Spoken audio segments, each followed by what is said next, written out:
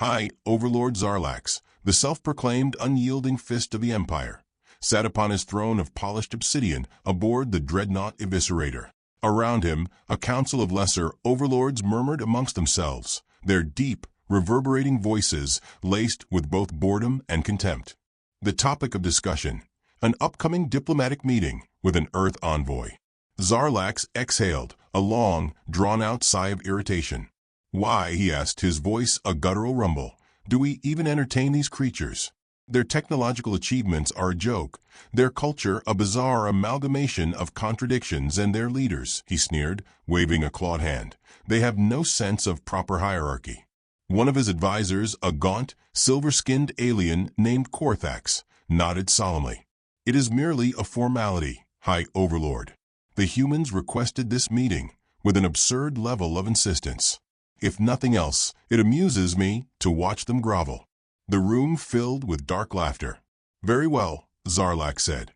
"Let them come. If nothing else, it will be entertaining." The human ship arrived precisely at the scheduled time.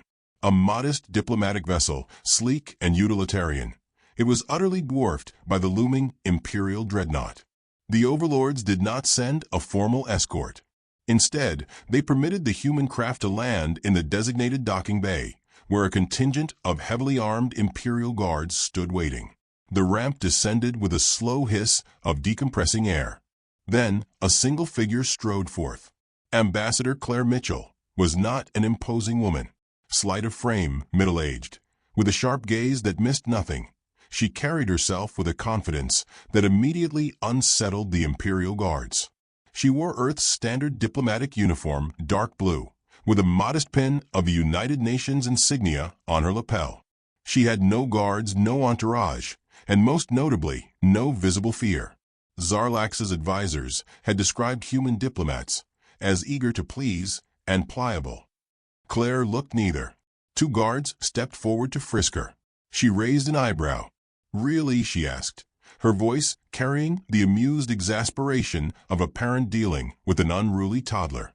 The nearest guard, a hulking brute covered in segmented armor, growled. "Standard procedure." Claire sighed and lifted her arms. "Fine. But if you're expecting some hidden plasma rifle, you're going to be very disappointed." Finding nothing, the guards allowed her to proceed into the Grand Hall, where Zarlax and his council waited on their elevated platform. The room was designed to intimidate. Towering pillars stretched toward the ceiling. Ominous banners of the Empire hung like great iron teeth, and the cold, sterile lighting cast long shadows across the floor. Claire took it all in, unimpressed.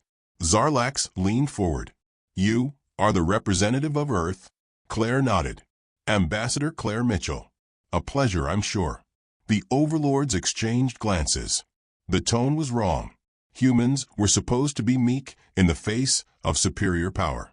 Instead, she sounded casual. "Let's be clear," Zarlax said, his deep voice filling the hall. "Your presence here is tolerated only because we deem it so. The Empire has crushed civilizations far greater than your insignificant world." Claire tilted her head.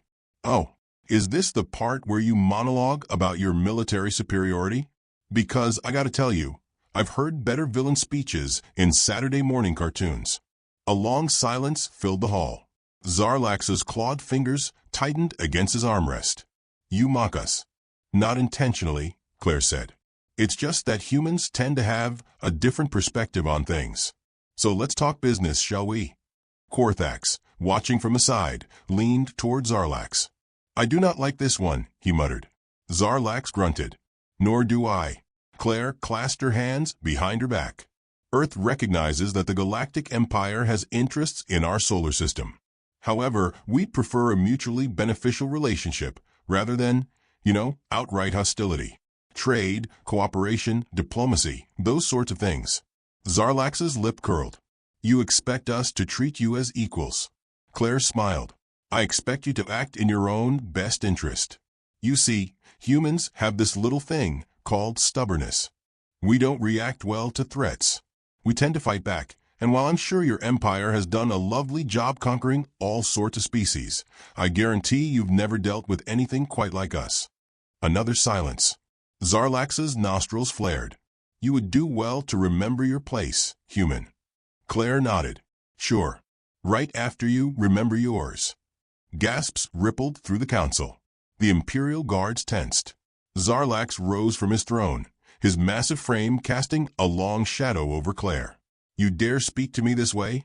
Claire met his gaze without flinching. Yeah, because I know something you don't. Korthak scoffed. And what is that, little human? Claire's smile didn't waver. You just made the worst mistake of your lives. Zarlax's patience snapped. Enough. Your arrogance will be your undoing. With a sharp gesture, he signaled to his guards. They stepped forward, weapons raised. Claire sighed. And here I was, hoping we could be civilized about this. The lead guard pressed the barrel of his energy rifle against her back. Move. She walked forward, shoulders straight, steps measured. As the doors to the execution chamber loomed ahead, she glanced over her shoulder. You're all going to regret this, she said. But hey, don't say I didn't warn you. The doors closed behind her. Korthax turned to Zarlax. Shall I prepare a statement to Earth? A warning, perhaps. Zarlax waved a dismissive hand. It is irrelevant. Without their ambassador, their resolve will crumble. Korthax nodded. I will see to the execution myself. The council resumed their murmurs. The matter was settled. They did not realize that, with Claire Mitchell's death, they had signed their own destruction warrant. On Earth, her son was already sharpening his knives. The message came through encrypted channels. A simple transmission, unceremonious in its delivery. Claire Mitchell was dead. Ethan sat in the dimly lit confines of his cabin, his breath slow and measured. The weight of the words hung in the air, pressing against his chest like a steel vice. His mother, the woman who had taught him resilience, who had drilled into him the importance of standing his ground, who had spent her life trying to keep Earth from turning into another pawn on someone else's galactic chessboard, was gone. Not from an accident, not from sickness, but at the hands of an empire so bloated with its own importance that it had executed a diplomat, as if she were an insect to be swatted away. The video feed was grainy, but it was enough. He watched her last moments, standing defiant in the face of something much larger than herself. She wasn't afraid, even when they raised their weapons, even when the alien overlords sneered at her. She held onto something deeper than fear. And her last words, "You're all going to regret this," weren't spoken as a plea or a threat. They were a fact. Ethan set the datapad down carefully on the table. Javi Morales, his oldest friend and only confidant, sat across from him, fingers drumming against a portable console. The hacker had been running a background trace on the Overlords since the moment the news hit, his eyes locked onto streams of information cascading across the screen. Bro, Javi muttered, voice low. I know that look. Ethan exhaled through his nose. Yeah, that's the I'm about to do something insane look. Javi leaned back, folding his arms. I should remind you that these guys aren't some local gang or rogue federation. They run half the galaxy. They sneeze in the wrong direction, and planets start disappearing. Ethan stood, crossing the room to a weapons locker. Then I'll make them start holding their breath. Javi let out a slow whistle as Ethan keyed in the passcode, revealing an arsenal most nations would kill for. Assault rifles, sniper gear, plasma charges, knives, tools of war carefully maintained. There was no hesitation when Ethan began suiting up, strapping holsters into place, checking ammo counts, calibrating targeting systems. Javi rubbed his temple. You're serious about this? Ethan picked up a long combat knife, running his thumb over the edge. They killed my mother. Yeah, I know, but... Ethan turned, his gaze steady. No buts. They didn't kill a soldier. They didn't take out a military asset. They executed a woman who walked into their territory unarmed, thinking she could reason with them. And now they think that's the end of it. Javi exhaled, shaking his head. All right, man. You want to go full die hard in space. I'm with you. But we got to be smart about this. Ethan smirked. Always. The ship they hijacked wasn't glamorous, but it was functional. a long-haul freighter with just enough modification to sneak past Imperial sensors. Javi worked the codes, feeding the system false credentials, while Ethan studied blueprints of the nearest Imperial outpost, a refueling station orbiting a barren moon. "First strike needs to be clean," Ethan muttered. "Make a statement. Hit 'em so hard they can't ignore it." Javi clicked his tongue. "Yeah, except I'd rather not die in the process." Ethan grinned. "Then don't get in my way." The landing was routine, the ship docking, as if it were just another merchant vessel passing through. The station's security was lax, after all. Who would dare attack the mighty Galactic Empire? The first guard didn't see Ethan coming. A quick, silent movement, a knife across the throat, blood pooling in the sterile metal corridor. The second barely had time to turn before a silenced shot dropped him where he stood. Ethan moved like a ghost, methodical, his training kicking in like muscle memory. Javi's voice crackled through the comms. "So, I'm watching the security feeds, and I gotta say, you're really bad at making friends." Ethan crouched by a terminal, overriding the station's main systems. "They aren't worth knowing." Javi chuckled. "All right, John Wick, what's next?" Ethan pulled up the layout. "Fuel cores.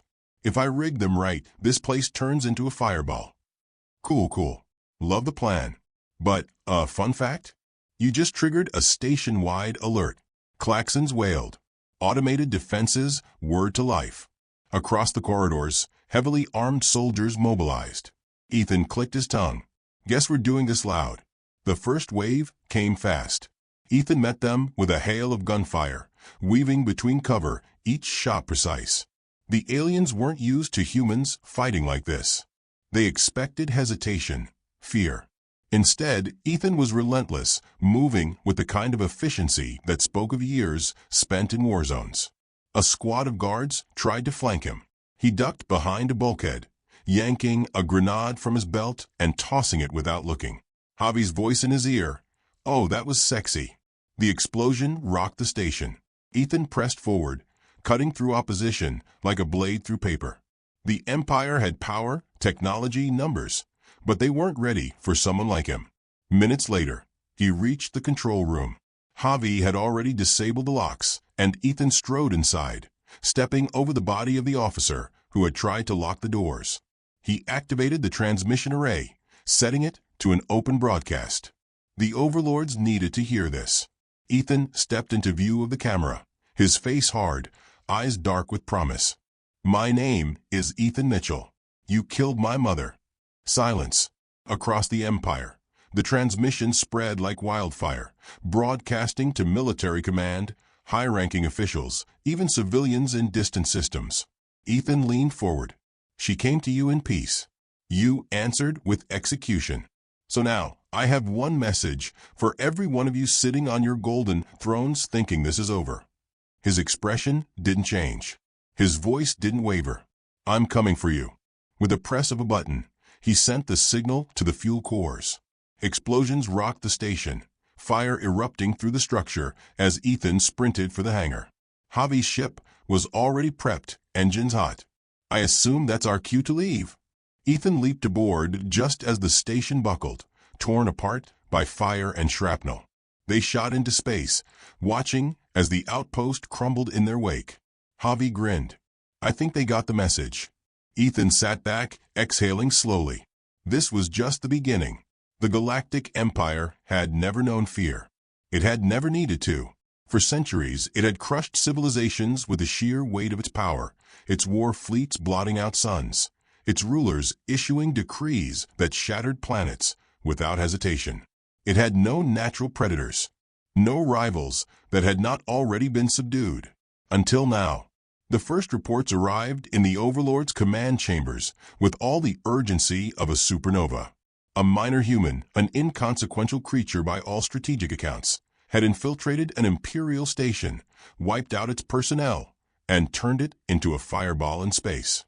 He had left a message for the entire Empire to hear, a simple declaration that sent an uncomfortable shiver through those who heard it. "I'm coming for you."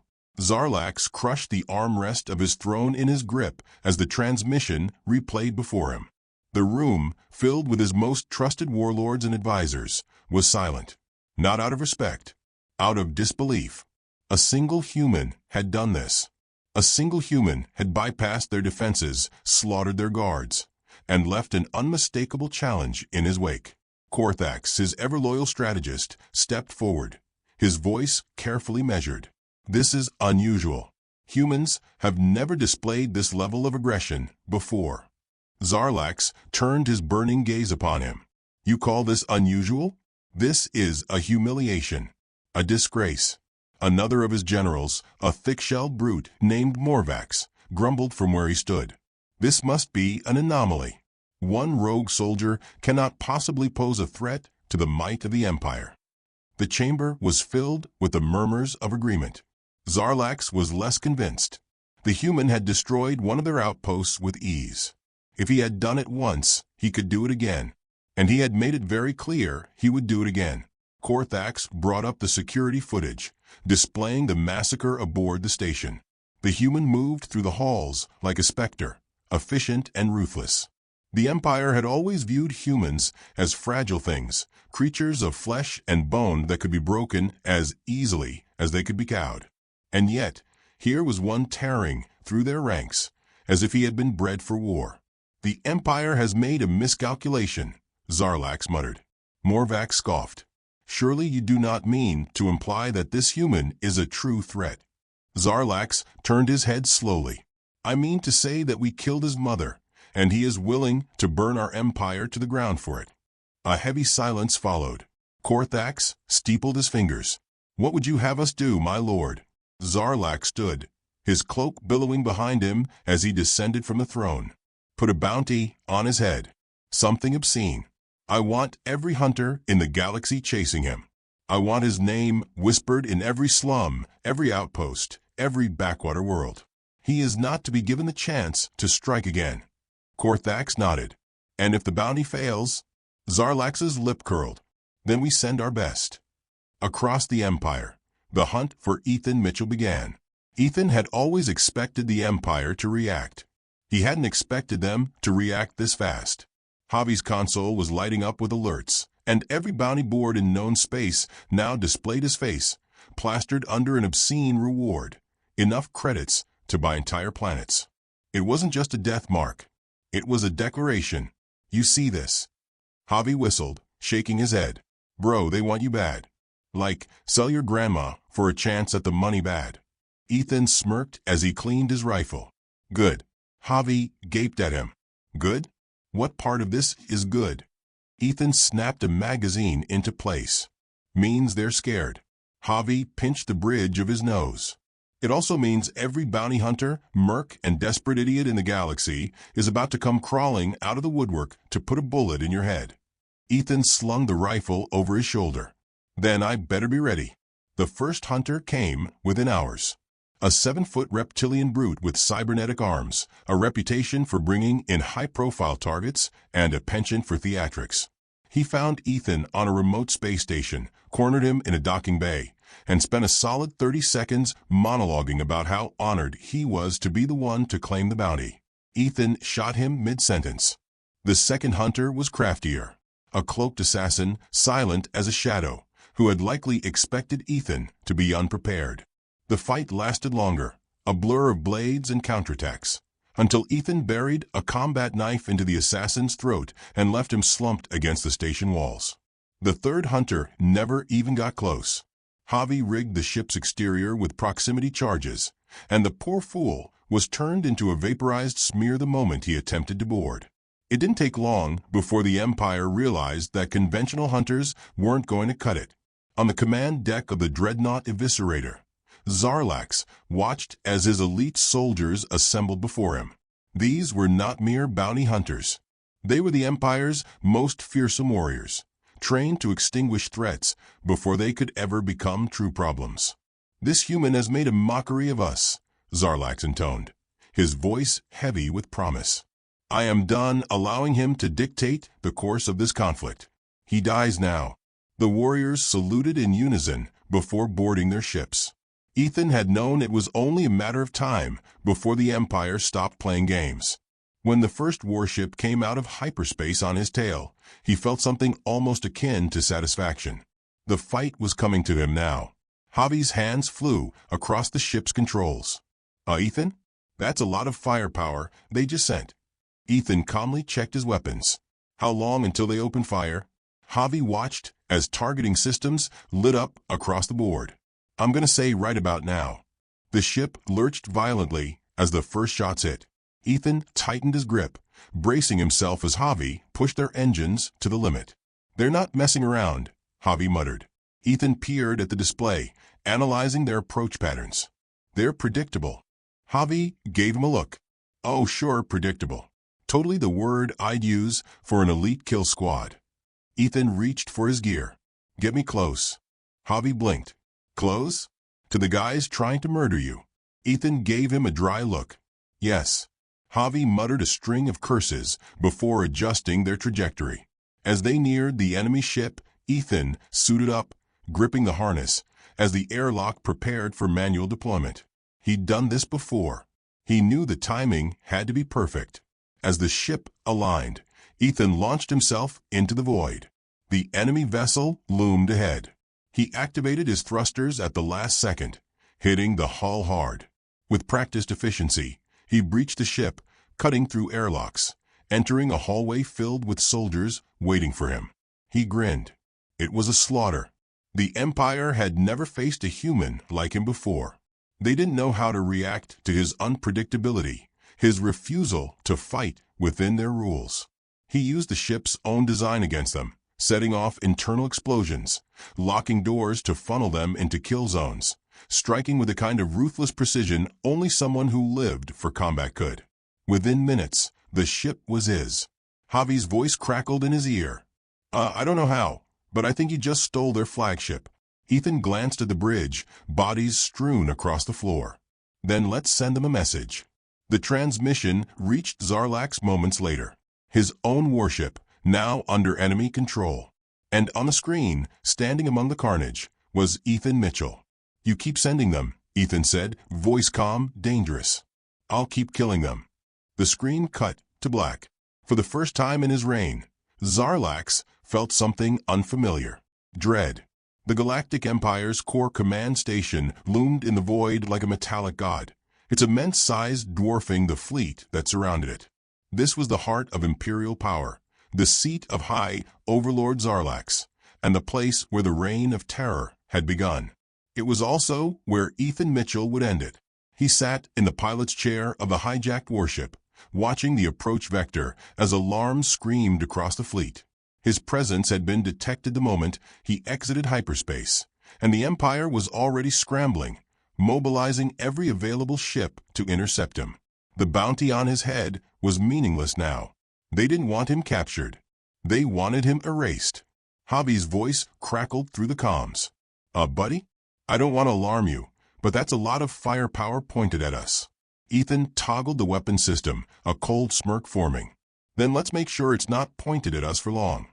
The first barrage of plasma cannons streaked toward them, lighting the darkness like a meteor storm. Javi yanked the controls, sending the ship into a violent roll, just barely slipping between the incoming fire. Ethan remained unshaken, watching the patterns, the movement of the fleet. They were coordinated, but predictable. The Empire had never needed improvisation, never needed to think in a battle. They had always relied on overwhelming force. Ethan had never relied on anything but himself. He gripped the manual controls, overriding the ship's targeting AI. With a flick of his wrist, he sent a volley of missiles straight into the nearest dreadnought. The explosion ripped through the hull, sending debris spiraling into the nearest escort ship, turning their perfect formation into chaos. "Did you just take out a whole destroyer?" Javi yelped. "Working on the next one," Ethan muttered. Another ship tried to cut off their path, forcing them into a gauntlet of turret fire. Ethan diverted power to forward shields and slammed the thrusters, barreling straight through, skimming so close to the hull that warning alarms blared. The ship's underbelly scraped against metal plating before Ethan released a cluster of proximity mines, detonating them just as they passed. The pursuing vessels vanished in a flash of fire and wreckage. Javi cackled. "Bro, you insane son of a—" "Not yet," Ethan cut in. Still got work to do. The command station loomed ahead, its defense grid activating. Automated turrets, interceptor squadrons, tractor beams, it was an entire fortress, designed to repel invasions from entire armadas. But they weren't fighting an armada. They were fighting him. Ethan launched the ship forward at full burn, heading straight for the station. Javi's hands hovered over the escape protocols. Tell me you're not. Ethan unstrapped himself from the seat, grabbing his weapons. Get out of here, Javi. Javi gawked. Wait, what? Fly to the next system. Lay low. I need you alive. Javi pointed furiously at the viewport. And what about you? Ethan slapped the ship's manual override, setting it on autopilot toward the enemy fleet. I'm going in. Before Javi could protest, Ethan hit the emergency hatch, diving into the void. His suit's thrusters kicked in, sending him hurtling toward the station as the hijacked warship, now on a collision course, drew the Empire's attention. Alarms rang across the command station as Ethan maneuvered toward an auxiliary airlock. No one expected a single human to breach the Empire's stronghold alone. It was suicide. It was madness. It was exactly why it would work. He landed, slicing through the airlock controls, forcing the doors open. The moment he stepped inside, the first squad of guards appeared, weapons drawn. They barely had time to fire before he was among them.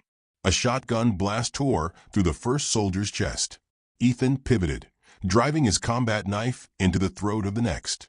He ripped the rifle from the dying guard's hands and emptied a burst into the last two before they could react.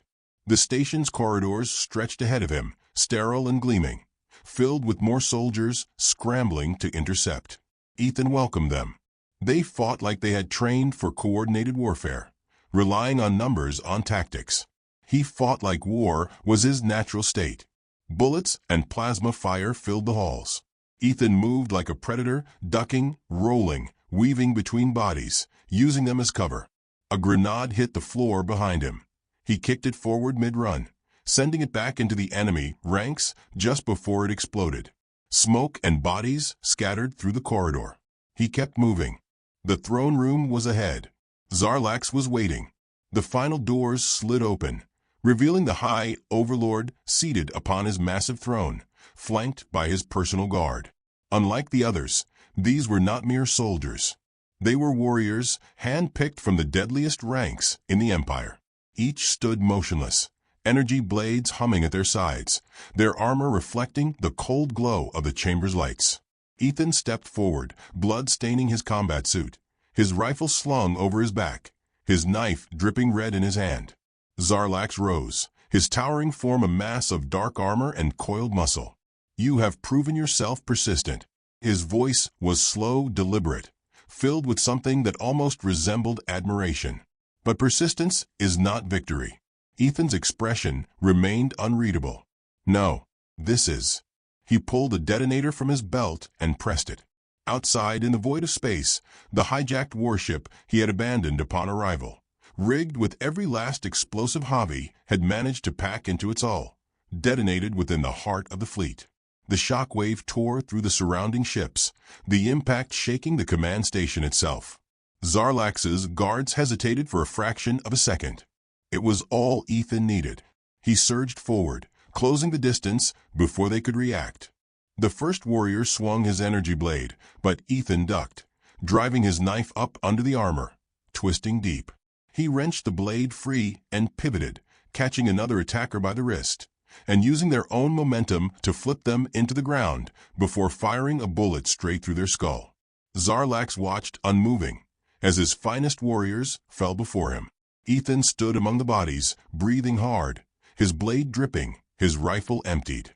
Zarlax finally stepped down from his throne. You think you have won? The Overlord's deep voice resonated through the chamber.